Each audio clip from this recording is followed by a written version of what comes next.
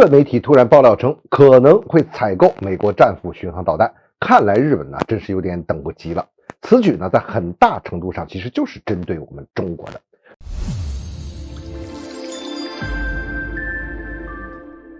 欢迎来到张斌观察，我是张斌。日本读卖新闻突然就爆料称，日本政府准备采购美国生产的战斧巡航导弹，以增强所谓的反击能力。读卖新闻还援引了多名未具名的日本政府消息人士的话，说这个谈判已经进入到最后的阶段。美方呢对于达成交易表现出了非常积极的态度。日本一直在谋求拥有更强的进攻能力，计划在年底修改国家安全保障战略，允许日本拥有反击能力这是日本他要把这个法律门槛先消除掉。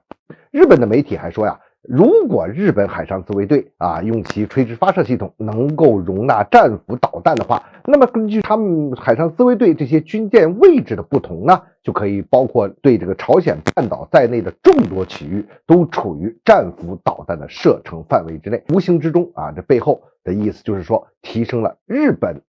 的威慑能力。很明显日本配合美国所谓这个印太战略，为美国当排头兵和马前卒，此时呢借此来推行自身的所谓国家正常化的进度也在加快，亚太地区正在酝酿着巨大的危机。第一，我们首先看这个消息的来源，这并非是空穴来风的事情。现在读卖新闻这样的大媒体都放出这个消息的话，其真实性应该是比较高的，在一定程度上也是日本在向外界释放出政治上的信号，同时呢也是在制造氛围，促成日本能够拥有战斧巡航导弹。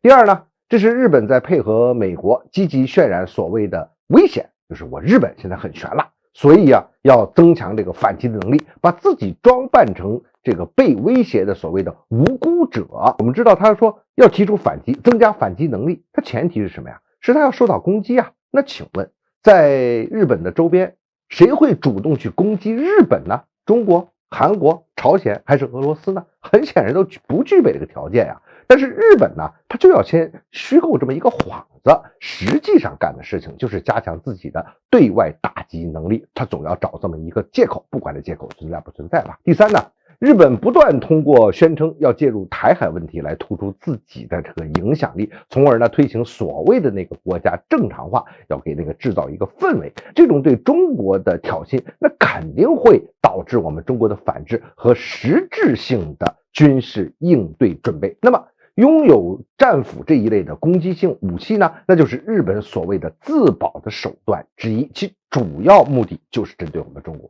当然了，日本表面上他要渲染成我担心朝鲜他那边动不动会给我射各种导弹那些都是个幌子，这也是日本做事情的一贯做法。第四，如果说日本的自卫队能够获得像战斧这样的巡航导弹，它的反击能力确实会大幅度提升，这表明美国对日本信任在增强，也是美日同盟深化的一个明显的信号。美国当然是愿意看到并且会推进的这种事情的嘛。为了遏制中国、对抗中国，美国需要尽快的、有步骤且可控的去武装日本，释放日本的战争能力。我们发现美国现在在亚太的布局正在绵密的往前推进，抓手呢就是日本和台湾地区的台独势力，那一场可能导致地区格局发生深刻的变化，这大风雨似乎正在逼近。